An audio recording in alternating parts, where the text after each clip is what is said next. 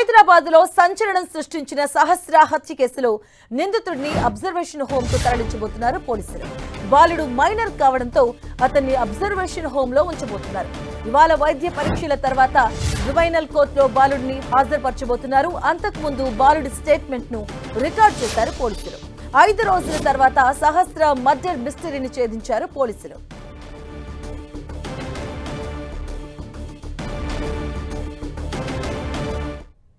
ఇదే అంశానికి సంబంధించిన పూర్తి అప్డేట్స్ మా కరెస్పాండెంట్ కిరణ్ అందిస్తారు. కిరణ్,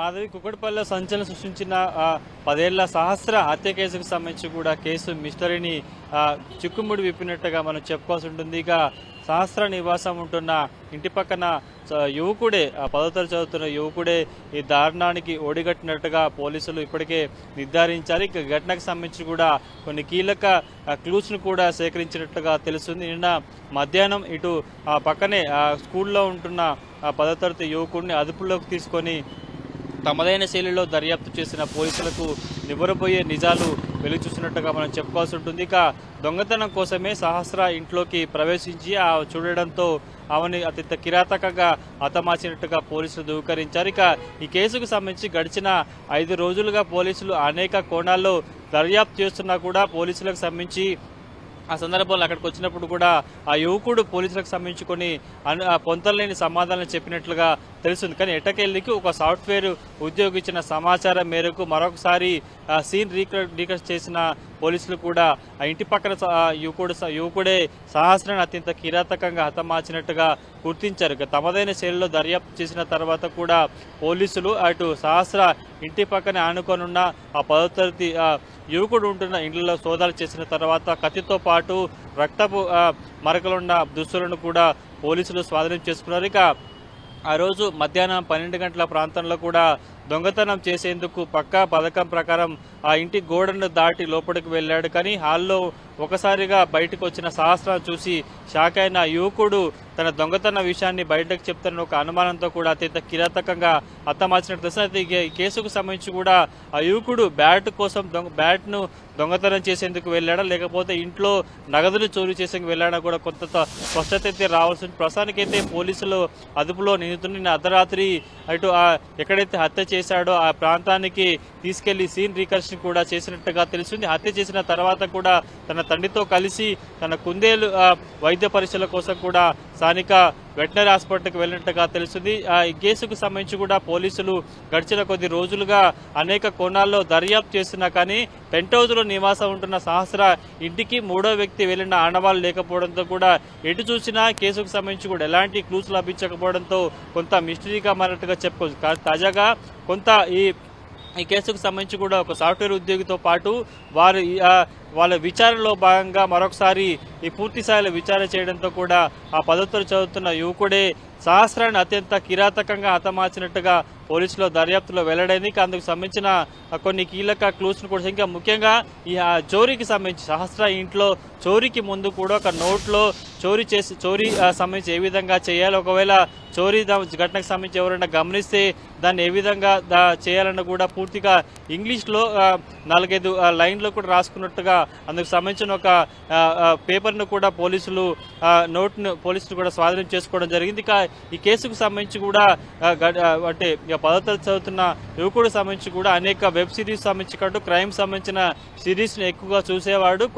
కొన్నేళ్ల క్రితం కూడా ఇటు ఒంగోలు నుంచి ఆ కుటుంబానికి సంబంధించిన కూడా హైదరాబాద్ కి వచ్చినట్టుగా తెలుస్తుంది. ఇక సహస్రతో ఫ్యామిలీకి సంబంధించి కూడా గతంలో సహస్ర పుట్టినరోజు కావచ్చు, అటు ఆ ఇంట్లో జరుగుతున్న వేడుకల్లో కూడా అతడు పాల్గొన్నట్టుగా తెలుస్తుంది. కానీ ఒక దొంగతనం కోసం పక్కా ప్లాన్ వేసుకొని సహస్ర ఉంటున్న ఇంట్లోకి వెళ్లి ముందుగా డోర్ ఓపెన్ చేసి ఉండడంతో కూడా దొంగతనానికి లోపలికి వెళ్లే ప్రయత్నం చేశాడు. ఇక ఒకసారిగా సహస్ర అతన్ని గమనించడంతో కూడా ఈ దారుణానికి ఒడిగట్టినట్టుగా ఇప్పటికే ప్రాథమికంగా కుక్కడపల్లి పోలీసులు కూడా గుర్తించిన పరిస్థితి కనిపిస్తుంది. కాబట్టి పూర్తి స్థాయిలో నిన్న కేసుకు సంబంధించి కూడా జగద్గుట్ట పిఎస్ లో ఉంచి అతన్ని అనేక కోణాల్లో విచారించడం జరిగింది. ఇక నిన్న రాత్రి సీన్ కలెక్షన్ చేశారు. ఇక ప్రస్తుతానికి హత్య చేసిన యువకుడు మైనర్ కావడంతో కూడా ప్రస్తుతానికైతే జువెన్ హోమ్ లో ఉంచారు. మరికొద్ది సేపట్లో జువెన్ కోర్టులో హాజరుపరిచి రిమాండ్ రిమాండ్ చేయబోతున్నారు కుక్కడపల్లి పోలీసులు. ఇక ఈ కేసుకు సంబంధించి మధ్యాహ్నం 1 గంటకు సైబరాబాద్ సిపి అవినాష్ మహంతి కూడా కొన్ని కీలక విషయాలను మీడియాకు వెల్లడించే పరిస్థితి కనిపిస్తుంది. కిరణ్, అంటే ప్రస్తుతం బాలుడు ఎక్కడున్నాడు, వాళ్ళ తల్లిదండ్రులు ఏం చెప్తున్నారు బాలుడు గురించి సంబంధించి?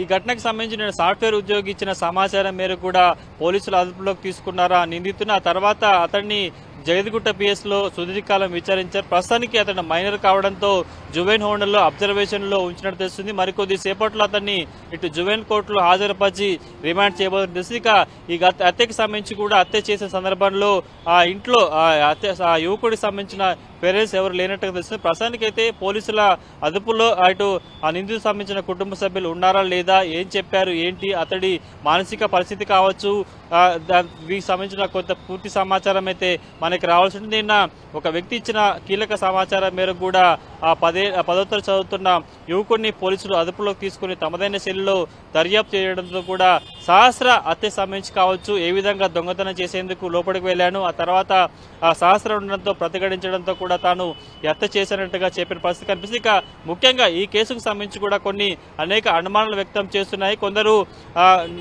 సన్నటి నైఫ్తో కూడా సహస్ర మీద గొంతు మీద శరీర భాగంలో కూడా విషరహితంగా కత్తిపోట్లతో చేసినట్టు తెలుస్తుంది. కాబట్టి అతడి వెంట కత్తెచ్చుకున్నా లేకపోతే ఇంట్లో ఉన్న నైఫ్ తోటే ఈ దారుణానికి ఒడిగట్టాడా లేదన్న కొంత సమాచారం అయితే రావడం. ప్రస్తుతానికి అయితే జువైన్ హోండ్లో అబ్జర్వేషన్ లో ఉంచాడు. మరి కొద్దిసేపట్లో ఇటు జువైన్ కోర్టుకు తరలించిన తర్వాత రిమాండ్కి పంపించబోతున్న పోలీసులు.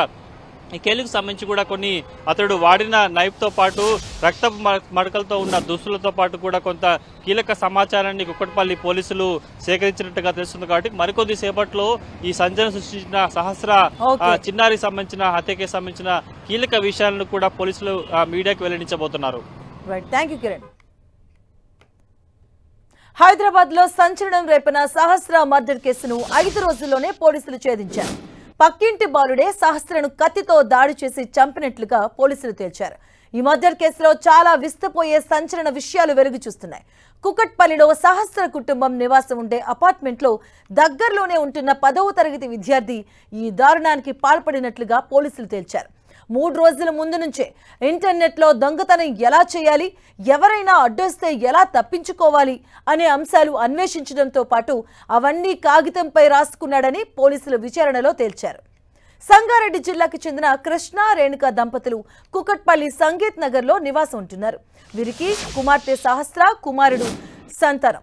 అలాగే సహస్ర బోయినపల్లి కేంద్రీయ విశ్వవిద్యాలయంలో 5వ తరగతి చదువుతుంది. ఈ నెల 18న ఉదయం కృష్ణ రేణుక పనులకు కుమారుడు సమీపంలోని బడికి వెళ్లాడు. పాఠశాలకు 4 రోజులు సెలవు కావడంతో బాలిక ఇంట్లో ఉంది. కుమారుడికి లంచ్ బాక్స్ ఇచ్చేందుకు మధ్యాహ్నం 12 గంటలకు ఇంటికి వచ్చిన తండ్రి కుమార్తె రక్తపు మడుగులో ఉండటాన్ని గుర్తించి పోలీసులకు సమాచారం ఇచ్చారు. అయితే అక్కడ ఎటువంటి ఆనవాళ్లు దొరక్కపోవడంతో కేసు పోలీసులకు సవాల్గా మారింది. 300 మందిని ప్రశ్నించినా ఫలితం లేకపోయింది.